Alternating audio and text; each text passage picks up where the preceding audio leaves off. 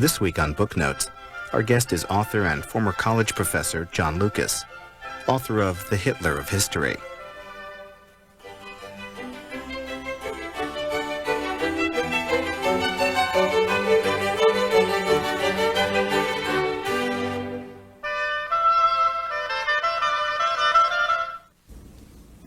John Lucas, author of The Hitler of History.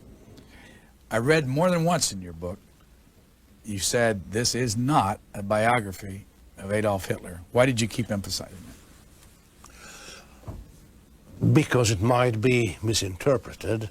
I'm dealing with the accumulation of the views, the writings about Hitler in the last 50 years.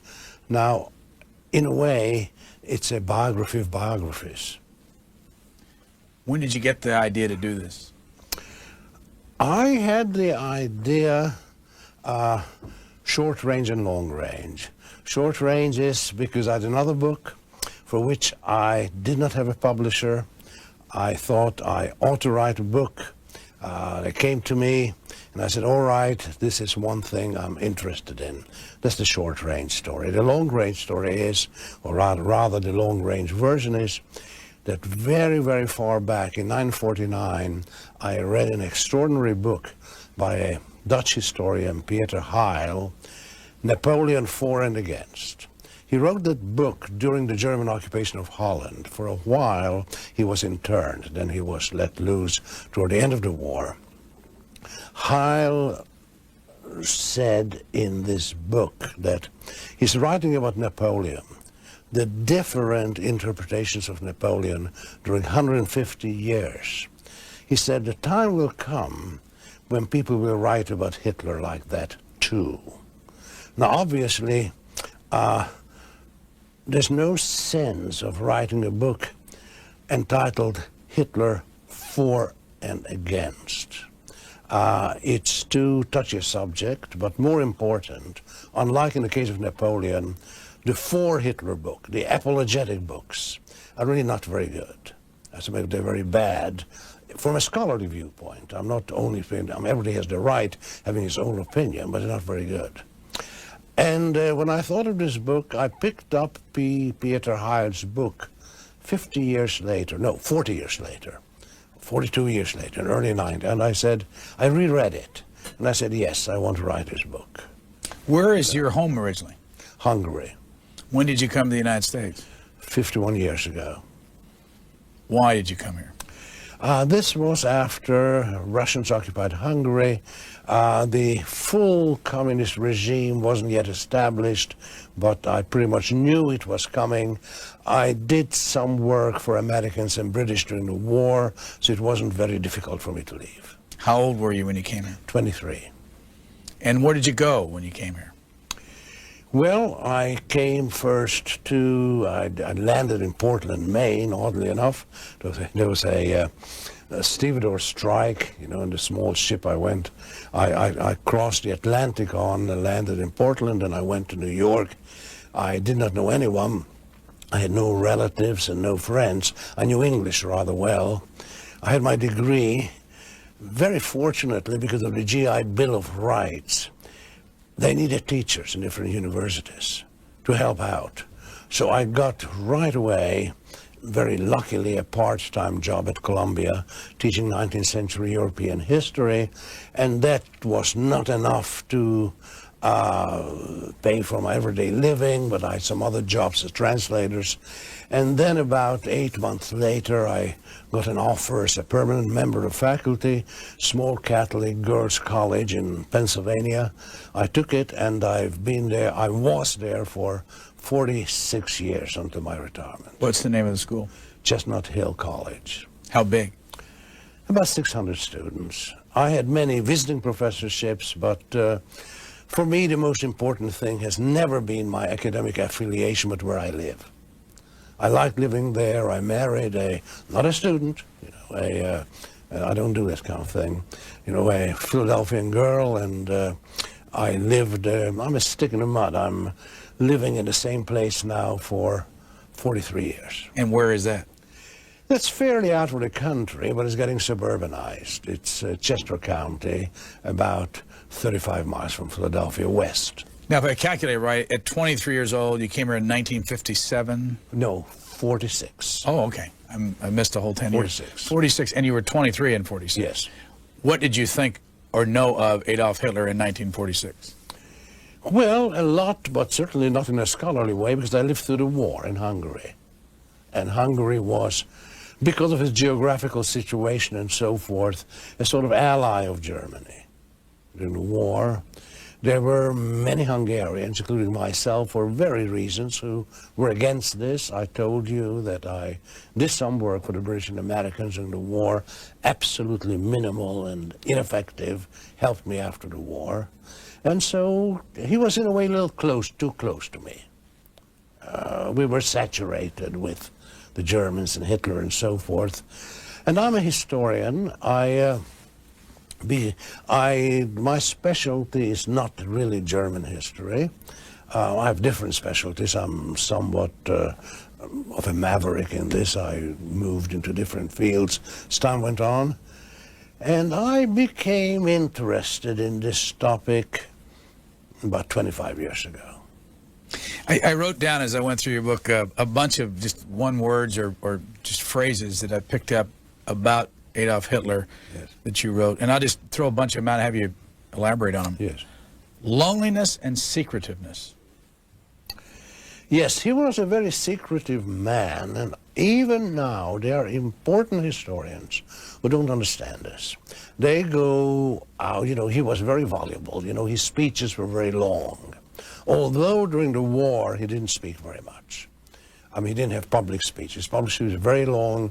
He got physically worked up during his speeches. When it's recorded that he left the podium in a sweat and all that. And as I told you, many historians, I think, don't see this very well. They say, well, he said everything in Mein Kampf. You know about Mein Kampf, which is a mixture of autobiography and program.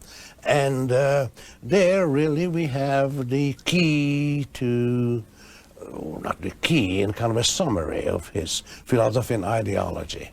Let me just interrupt to ask. Yes. Mein Kampf means what in English? My struggle, my fight. What year did he write it? He dictated it in 1924-25. How old was he then? He was then 36 years old. And in 24 and 25, he lived where? He was arrested because in 1923, in November 1923, he tried to lead a nationalist uprising in Munich. It failed because the army and the police did not obey him, did not go over. Then he was arrested and he was put into a kind of confinement under rather comfortable circumstances in a castle in Bavaria. He was not there, he didn't stay there longer than a year. He was surrounded by his friends. Then he dictated this book. But more important in the book is that it's during that time that a great change occurred in him. He said, he said to himself, but also to others, we're not going to start a revolution. We're going to get into power in Germany constitutionally, democratically, through the will of the people, which is what he achieved. Go back to loneliness and secretiveness. How about loneliness? Why was that mentioned? Well, I would say all important national leaders are to some extent lonely, and I would say the secretiveness is more telling. This is not just an interpretation of a historian. I have several instances I mentioned in the book when he actually said to people, you will never really know what I think. And many of his decisions he kept to himself. I wrote down here that he didn't want things written down. No, he was not. He said, even later, he said, Mein Kampf, forget it, he said. Mein Kampf ought not to be read. It ought to be spoken. He was a man of the spoken word. And unlike other leaders of the Second World War, even Stalin, who made many, many, many marginal notes, Hitler didn't write very much.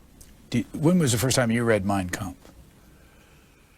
I cannot tell you, probably during the war, and certainly didn't read it very carefully. You say he was close to his photographers. Very much. He was very modern in this sense, also in others. He was not a vain man, but he was very much obsessed, well, not obsessed, but preoccupied with his pictorial image. He would go through photographs taken of him constantly and say this and not that. Some things were airbrushed out. At the normal age of 47, 48, which happened to me, happened to a lot of people, he needed glasses. He never allowed himself to be photographed with glasses. Is there any photograph you've ever seen? Yes, we have a couple with the glasses. He also, as you probably know, he was very disciplined. He was vegetarian and all that, for all kinds of different reasons.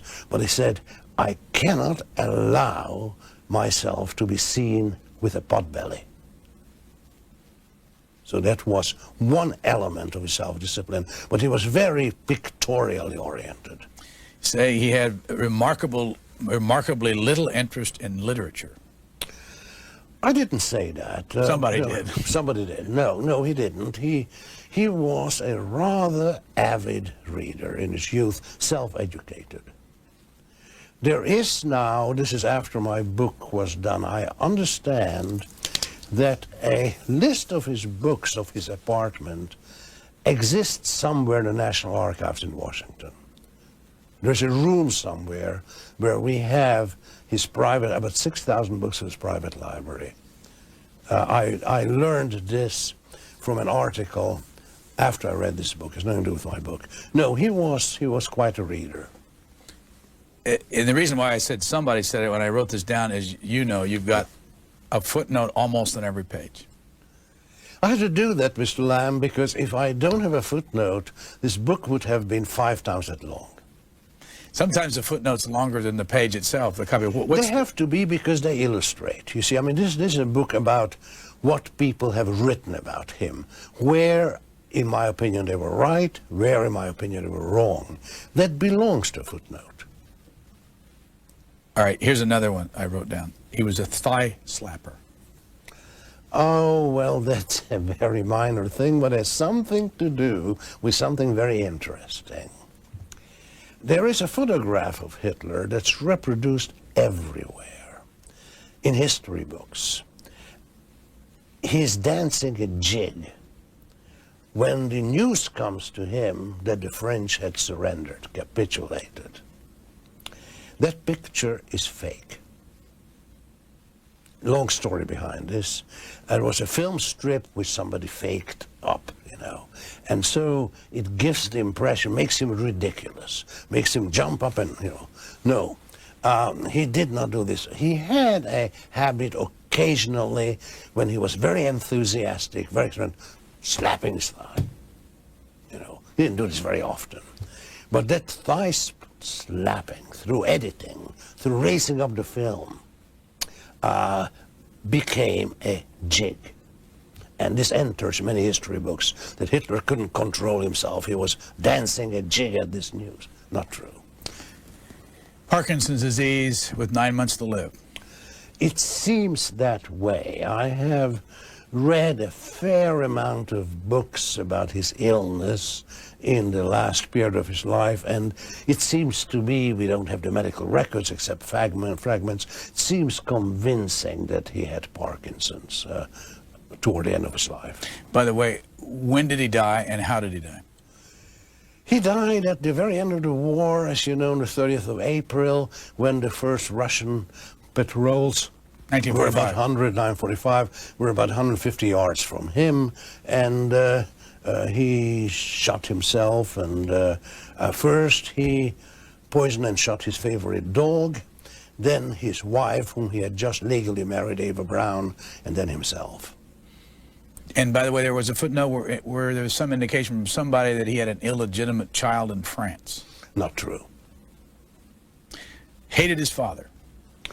Well, it's difficult to say. He certainly disliked him, and again, this is not Freudian psychoanalysis. I have found several instances to confidence where he actually would say that. He said, I feared and disliked my father. It's very interesting that in Mein Kampf, he doesn't say that. In Mein Kampf, he writes very respectfully of his father. It also was in your book that he was broken with grief from the death of his mother. Yes, his relationship to his mother was extraordinary. He adored his mother. All witnesses say that they have seldom, if ever, seen a young man who was so devoted to his mother. When did his parents die? His father died in 1903, his mother in 1907. And that was before he was 19 years old? It was before he was 19 years old. It was said more often than once in this book that he had an extraordinary memory. He seems to have had that, yes. What's the evidence? Well, he would remember extraordinary things, not just from literature. He would, his generals in the war were amazed how he remembered details about armaments, armor, projectiles, velocities, technical information. By the way, have you ever seen him in person? No. He's an ex-Catholic. Well, he's an ex-Catholic, if you want to put it that way. He was baptized a Catholic, didn't go to church, and so forth. I wonder whether, on the basis of canon law, that makes him an ex-Catholic. He was baptized. He had a disdain for economics. He had a great disdain for economics, which worked very much to his advantage. How? Because he knew that economic programs, even in depression, do not appeal to people. When I can give you many examples of this, is very important. The Nazi Party, which had an enormous success in Germany, he really came to power democratically. He had something close to the majority party. They practically had no economic program. He appealed to something else. And to give you another example, you see, he called himself, which is correct, a national socialist. He united nationalism with socialism. Socialism, which at that time and even now is very often considered as an international thing. No, he said, we are socialists, but we are national socialists. Now, let me just come back to economics. So then somebody asked him, 1934, it was somebody confident, well, now you're a socialist, are you going to nationalize the industries? Are you going to nationalize Krupp, the great arms? He says, no, why should I nationalize the industries? I'm nationalizing the people. So it didn't make a damn bit of difference whether Krupp or Mannesheim and so forth, were nationalized or not. They did what he wanted them to do. How tall was he?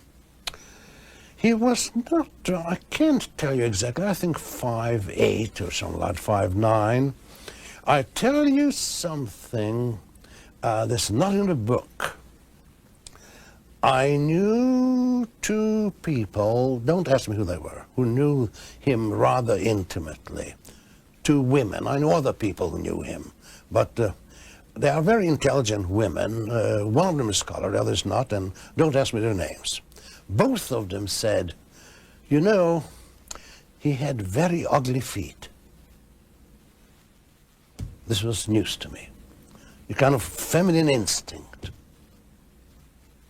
Independent to each other, they told me that. I also wrote down from your book, he had a large triangular nose. Yes, I must say that I noticed, it's put in my book, he had a very large triangular nose.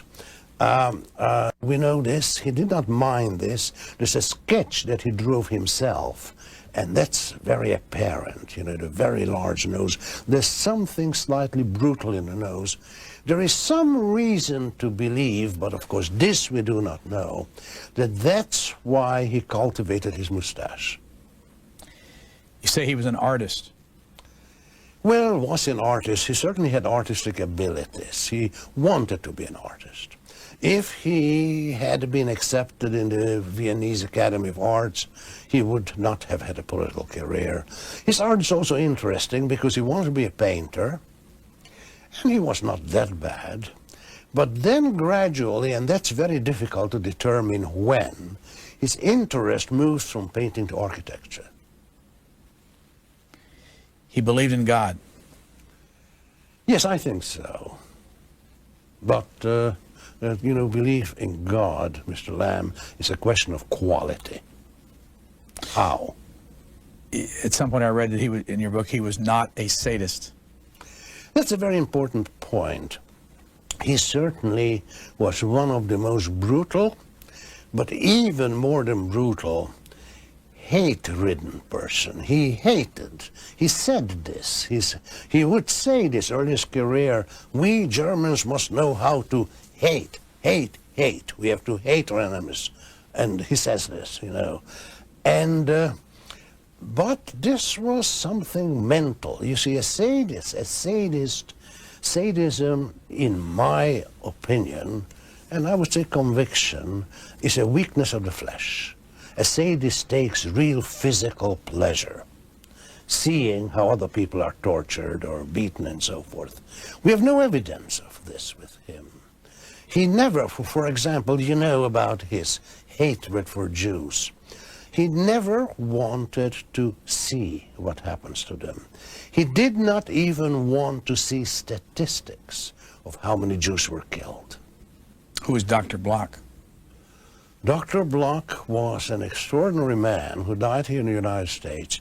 He was the physician, a Jewish doctor, who took care and tried to cure Hitler's mother. He was the man about whom Hitler several times said, there are a few noble Jews in the world. Dr. Bloch is one of them. Who is Sebastian Hefner? Sebastian Hefner is I think he's dead now, or very ill. He's a first-rate German journalist, very much interested in history, who wrote one of the best books about Hitler. If you don't mind, let me read a footnote on page 257 that might be a good stepping off point for the rest of the discussion. All right. Is he Professor Hefner? No. He's not a professor? No. Okay. He's a journalist of a very high level. I don't see what date this was in here, but you have him writing this. Today's world, whether we like it or not, is the work of Hitler. Without Hitler, there would have been no partition of Germany and Europe. Without Hitler, there would have been, I read it again, without Hitler, there would have been no Americans and Russians in Berlin. Without Hitler, there would have been no Israel. Without Hitler, there would be no decolonization, at least not such a rapid one. There would be no Asian, Arab, or black African emancipation, and no diminution of European preeminence. And finally, he wrote, or more accurately, there would be none of all this without Hitler's mistakes. He certainly did not want any of it. That's rather evident. I certainly agree with that. Explain more, though, why we wouldn't have the partition of Germany and Europe and... Well, look, when we look at the origins of the First World War, that's a very complicated thing. It was a chain reaction, and even today, people debate, was the Kaiser responsible, was Germany responsible, was France responsible? But when it comes to Hitler, no Second World War. I mean, that is something.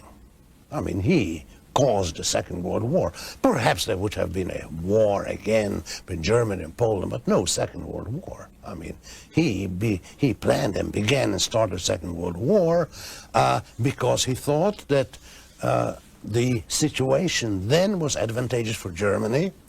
There's also a deeper element there, which I mentioned. It's a very interesting thing, and this is not a psychological hypothesis. We know this from many others. In the winter of 1937-1938, he convinces himself that he doesn't have long to live. And this, in all probability, contributed to his belief that if war has to come, better now than later. Do you have any idea how many historians you studied? No, I would say, well, some I deal with their books. Of course, there were many articles. You see, sometimes the most valuable things are not in books but in articles. I cannot give you a number. I would say certainly more than 100. A man named Fest. Fest wrote, in my opinion, the best long biography of Hitler. 1,184 pages. Yes, it is. Yes, and still very readable. He wrote this in around 1970, published 1972, was published in this country too. I mean, I criticize Fest here and there, so forth, but it's the best. I think, the best long biography of Hitler. One is coming now by an Englishman whom I greatly respect. I mentioned his book. His name is Ian Kershaw. His book, I think, on Hitler will be published within the next 2 years. I think Kershaw's got it. Where is Mr. Fest from? Fest is a German. He had some political and television. He was for a long time, the chief editor of the best German newspaper.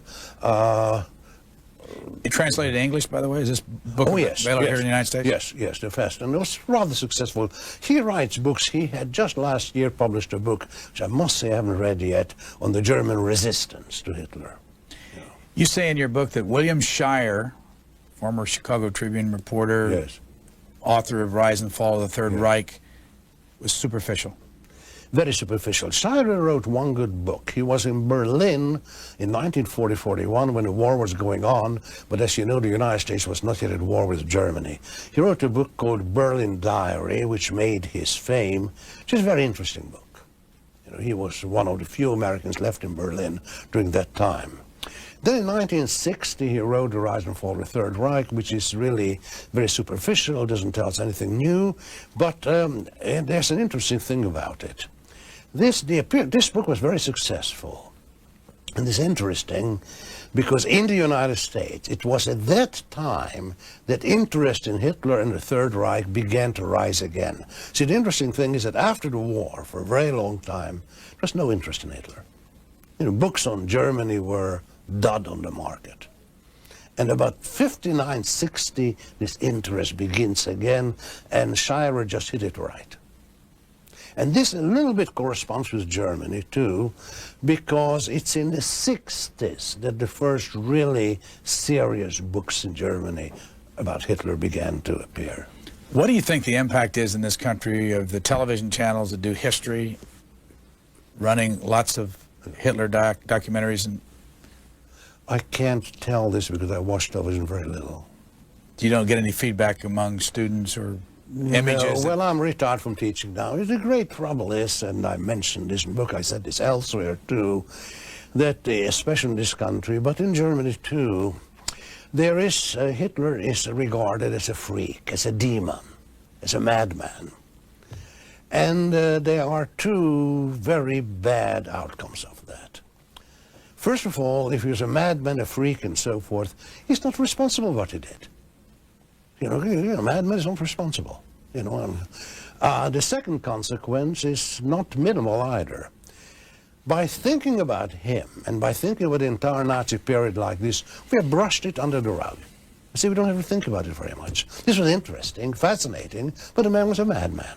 You know, this relieves him of responsibility. Now, the Germans like to do this too. You know, I just came back from Germany. The book was published in Germany, and in Germany, this is understandable. You know, it's not right, but it's understandable. There's a German tendency to say, this was a crazy episode, it doesn't belong to our history. How did they treat you when you were there? There was a mixed bag. What do you mean? Yeah. Well, I had some very good reviews, but I had some academics who criticized the book, and I'm used to this. I've written 19 books, but their criticisms were difficult to say, but they were kind of personal and not, I would say, not terribly important. When they attack you personally, how? What do they go after? Well, they don't. They just say, you know. I mean, it only happened with academics. They say, we worked on this for so long. What is he doing on our turf? Meaning that they worked on the history. Yes. Yes. Some other historians you write about, Alan Bullock, you say, was the most successful of all Hitler biographers. Yes. Who He's is an he? Englishman. He's still alive. He's Lord Bullock now. He's 86. He wrote the first serious English biography of Hitler in 1952. He's still pretty good, pretty readable. You know, the English write very well. You know, don't write this academic jargon and all that. But the book is outdated and has many errors. For example, he says, there's no use. I mean, Hitler said everything in Mein Kampf. You know, I mean, what he did, people should have read him because he is what now in Germany, this debate, which doesn't make much sense. There's a debate in Germany now between intentionalists and functionalists. You know, academics like big words. Intentionalists mean that Hitler had his intentions from the very beginning and he tried to fulfill them. Bullock says this. The functionalists say, no, the machinery of the Third Reich was very complicated, and Hitler, there are some people that say Hitler was a weak dictator, which I think is nonsense, because a lot of decisions were made that he really did not do. Well, you know, you run a country like 85 million, you can't decide everything. By the way, you used a figure at the early part of your book I wanted to ask you about because it was different than what we hear a lot, that 4.5 million Jews died in the Holocaust? Yes, I was attacked for that just last week. All my American reviews have been very good, and I'm very pleased with it. I wasn't attacked, I was criticized by this interview, Philadelphia Inquirer. I got this number years ago from a great historian of the Holocaust, Jewish incidentally, Gerald Reitlinger. Reitlinger and Hilberg wrote the best books on the Holocaust. That's where I got the number, you know. And it's very difficult. We do not know. And I think that's a very petty thing to criticize someone. I just mention it in passing. I don't analyze it. You know, this was a horrible thing. 4.5 million or 6 million, for those, what difference it make? When it comes to Holocaust, you mentioned in here that that word wasn't even invented until 60-something? Exactly. You know, just like, you remember we talked a few minutes ago about how interest in the Third Reich begins to revive in Hitler, 59-60.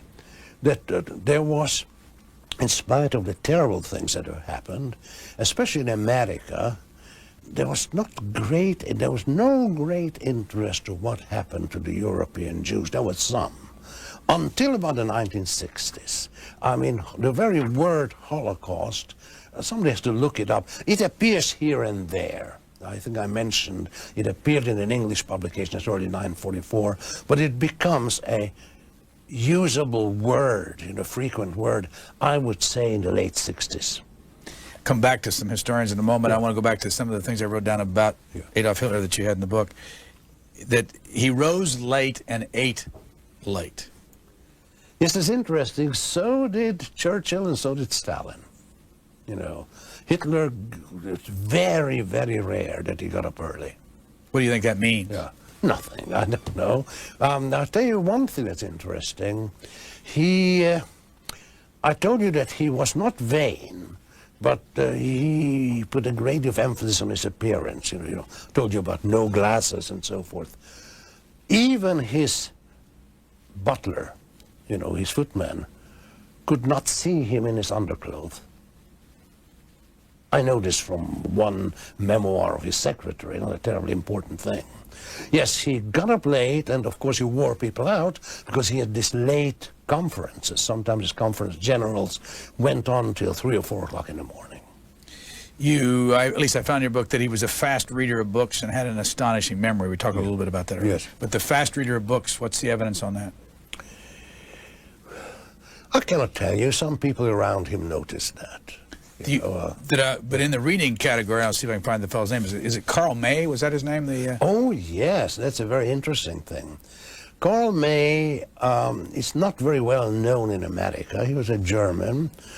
He's known all over Central Europe. Even I read some of his books when I was a young man or boy. There are stories about the American Wild West. And Hitler read them avidly in his late teens, and he reread them during the war.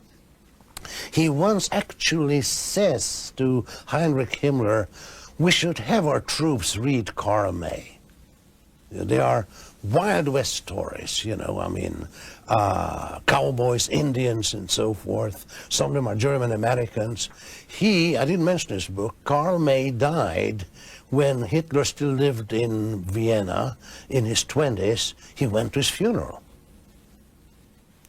And Karl May was not a nationalist or a Nazi. The only thing we can see that, of course, you know, it's cowboys and Indians, cowboys win and all that, and some of his heroes of his Wild West stories were German Americans. But Karl May cannot be regarded as a source of Hitler's ideology, but I mention it because very few people have noticed this. Hitler knew more about the United States than people give him credit. Back to the historians, Ajp Taylor, who died just recently, I believe. No, died about 5-6 years ago, yes. Sometimes that feels like it's recently. Yeah, I know. What did you think of his work? Well, he's a maverick. I had a run-in with him once, not a bad one, criticized each other many years ago. He's a good writer. Sometimes he exaggerates, has a one-dimensional view. He wrote a book about Hitler and the coming of the war, which is very valuable in one things, but there are great errors in it too. John Toland sat right there where you are sitting. Yes. You talk about him in your book. I criticized John. I knew John, but I really think that his book on Hitler is not very good. Why? Well, By the way, he said he sold 2 million copies of it. Well, good for him. You know, I'll be glad if I sell 15,000. But no, I'm never envious of anyone who makes money writing books. Good for him. He did work a lot. The positive things about John Toland is that he did what some historians didn't do. He investigated, interviewed many people, perhaps more than 100 people who were close to Hitler. His secretaries, cooks, aides, adjutants, and so forth, and got some material out of it. John, however, is a little bit of a sensationalist. He had a kind of a lagging admiration for Hitler in some ways, and that pops up here and there. And everybody has the right to admire somebody. That's human freedom. But sometimes this comes out in the text. He gives him too much benefit. David Irving. Well, Irving is now threatening to sue me. The trouble with Irving is also very talented. He has no leg to stand on because the only thing I tell about him that might be libelous, and that's even questionable, that he does admire Hitler. He doesn't hide it. Who is he? He's a young Englishman who always admired the Germans, went to study in Germany, went to work in a German factory when he was very young, and wrote umpteen books about the Second World War and Hitler. Now, the trouble is that most people dismiss Irving. They say, well, Irving is a Nazi or a neo-Nazi or all right. But they don't look at his details. What I did in this book, I said I had to deal with Irving because Irving is important. And I try to point out, again, probably in the longest footnote of the book, where Irving said things that are not provable, are not documented. Why does he do it, do you think? Well, he's not a professional historian, but he is fascinated with this. And he is carried away. What do you think of, you know, if you've read 100 historians and books, what do you think overall of the history of Hitler? Well, I say that this is an endless story. You know, history is revisionist by nature. You know, the historian deals, I said it in the book, unlike the law, legal evidence and historical evidence are very different. In law, you can't try someone twice. It would be multiple jeopardy. In history, we look back and try a person over and over again. And I think that by and large, and this is mostly the merit of German historians, we have not a more rounded, a more detailed knowledge of the man than we had 30 years ago, 40 years ago. It never will be complete. History cannot be complete. Whether it's Hitler or an ordinary man, what goes on within him is between him and God. Only God knows. Where do you do your writing? Oh, at home, at my desk. And what time of day do you write? Early, from 8 to 12. Hard, easy? How would you characterize your writing? It's a very hard job, but I can't help it. 19 books. Well, that's not so much, in 50 years, and it's not the number that counts. There are some people who've written 100 books and they're no good. Which one sold the most? I cannot really tell you. None of them sold very much, but that's perfectly all right. The second one I see on your list here is Tocqueville, The European Revolution and Correspondence with Gobino. Now, that's a funny thing you should mention it, because that certainly sold the least. It was a double. And just the day before yesterday, I had a telephone call from somebody who wants to reprint it among the Liberty Fund books, they are conservative books, and actually offers me some money. It's why? Funny. Did they tell you why? Well, he likes it. Well, I counted because we have spent a lot of time with Tocqueville over the last year. Oh, well, Tocqueville is great. But I counted in your book 9 different pages in which you brought him up, and you use him extensively in here to describe what? Well, let me tell you, Tocqueville, who is mostly known wrongly for his Democracy in America, was a very great book, but he wrote many other things, was probably the Plato or the Aristotle of the democratic age. Because his book, even Democracy in America, is not about America. It is about America, but only as a model of democracy. It's about democracy. And there was a period of my life when I did that book, when I thought that I'm going to be a Tocqueville scholar. And I did scholarly article of work on Tocqueville, but then I changed my mind, partly because Tocqueville had become by that time a cottage industry. And I didn't want to get involved in that. There's another thing. Some of the most valuable things in Tocqueville are his letters. He was a tremendous correspondent, And even now, there are 23 volumes of his collected works now in French. And even now, we don't have all his letters. Ultimately, it's going to be 28 or 29 volumes. How many languages do you speak? I speak a few languages, which has something to do with the fact that I'm Hungarian. And you see, the Hungarian language is not related to any other language. It's not a Slavic language, not Germanic, not Romance. So Hungarians have a need to know foreign languages. How much of your study of Hitler in German, or the German historians, have you read in German? You read German? Oh, yes, I read German. Most of the Germans, all of the Germans I've read in German. So when you have a book like this that has a footnote on every page, yes. 100 historians that you're involved in, and you sit down to write between 8 and noon in the morning, where do you find all that information? How do you catalog it? Oh, well, I read the books, then I make notes. Just what you have done. Then I type them up, and then I decide. Well, before that, I decide the plan of the book. The plan of the book is not about the historians. The plan of the book is 7 or 8 chapters. What are still problems with Hitler? And then I don't have a laptop, I don't have a computer, then I take a penknife or a razor, and cut up these notes, snip, Fest 3, Hefner 5, and so on, and say, where am I going to use this? But don't frighten people away, Mr. Lamb. This book has long footnotes, but at the risk of presumption, it's a rather readable book.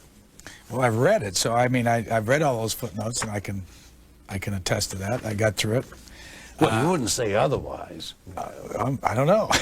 But go to the basic themes. What are the 6 or 7 questions in your mind that are left? Which are still outstanding. Well, it goes chapter by chapter. The second chapter, you see, in the first chapter I survey the historians in general, or rather the evolution of our knowledge of Hitler. You know, I deal with them chronologically. The second chapter is very interesting, and I'm not alone in this now. Things are shifting around. The accepted view was, which Hitler very strongly emphasized in Mein Kampf, that his main ideas had crystallized in Vienna. Doesn't seem that way. Where was he born? He was born in an Austrian village on the German border. Went to Vienna when he was 17. No, it seems that the turning point in his mind happened in Munich. And this has some importance. And it's interesting because it comes rarely right in his stuff. Let me just tell you one example. He comes to live in Munich. Well, he lived in Munich before the war, but for a very short time. At the end of the war, he goes to Munich to live. World War I. He is now 30 years old. You know, everything we know about him indicates that up to the age of 30, he was not a talkative man.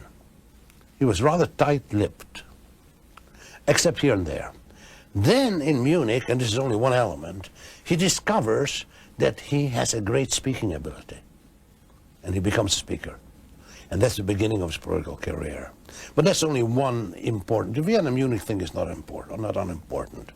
The second chapter, for which I have been criticized, that's about the only thing where I received serious criticism in Germany. Was he a reactionary or a revolutionary? Chapter 3. And I say that he was a revolutionary, which he himself says. There's no question about it. I mean, he uses the word reaction as a bad word. He says Churchill is an old reactionary, Churchill, and, you know, he hates reactionaries. He himself says a revolutionary, and he did achieve some revolutionary things. Now, you see, the Germans don't like this because, unlike the United States, unlike France, unlike Britain, the Germans never had a successful revolution.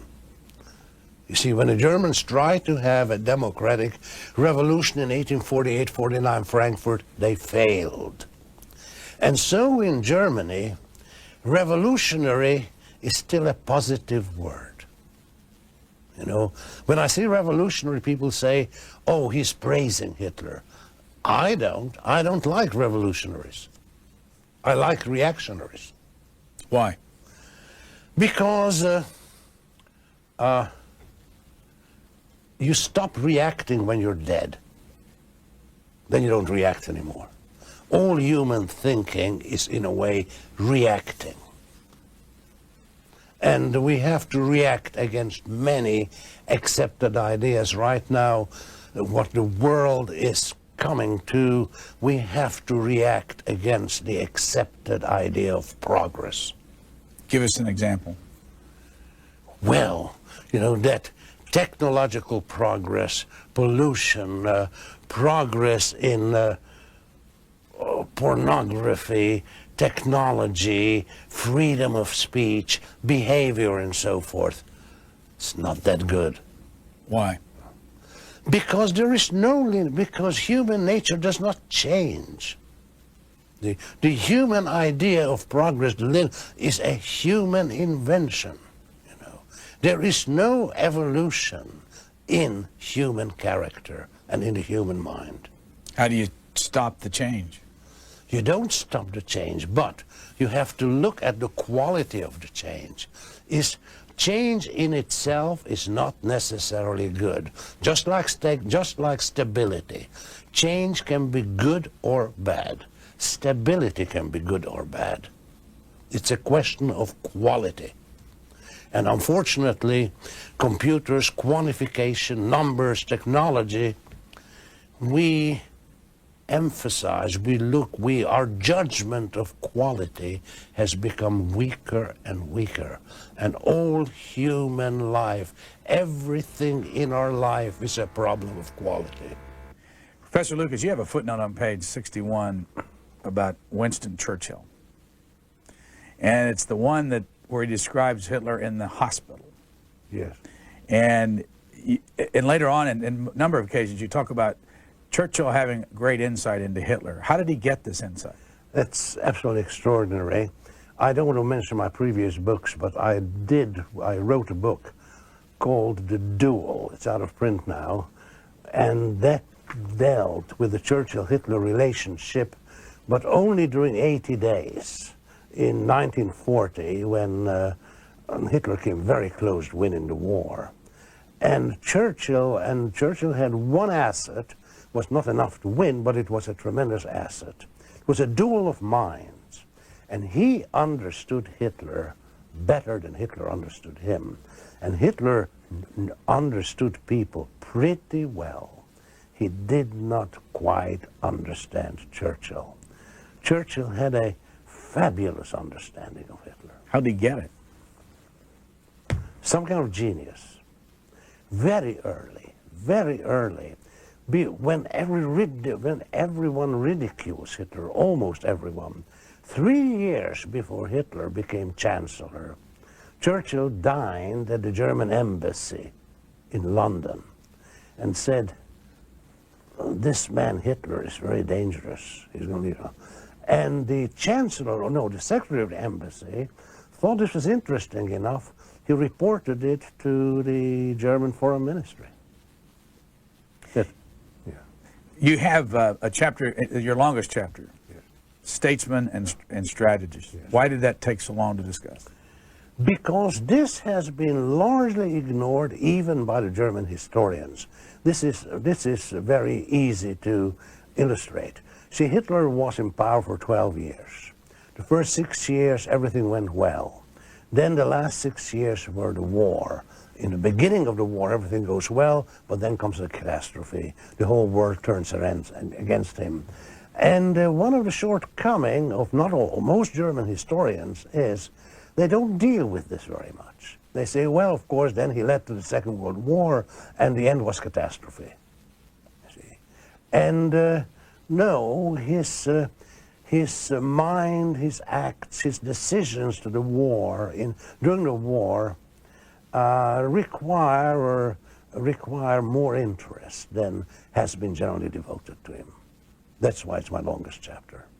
The Germans' chapter or episode?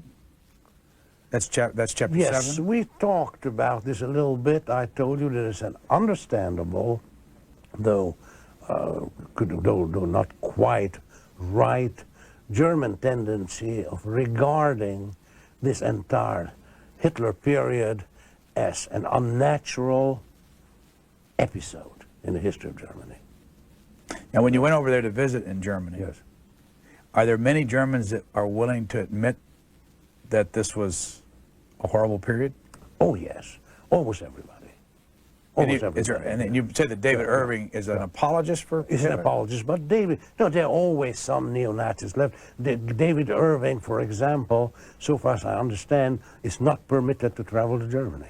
And by the way, another little note on the David Irving book is that you said that John Keegan, the historian, endorsed this book? Yes, he said this is one of the 50 most important books on the Second World War, but he hasn't read carefully enough. Well, there is stuff in Irving which is very interesting. See, Irving is a tireless researcher. Irving got hold of materials nobody got hold of. What do you want people to take away from your book? That it's well written. I'm a stylist. It's not my native language, but I think history that's not well written cannot be good history. From a substance standpoint, what do you want them to learn? That we have to look at Hitler and Stalin and no matter who it is, historically. History is the fourth dimension of human nature, of the human being. We live in time. We are We are the only living beings in the universe who are historical beings.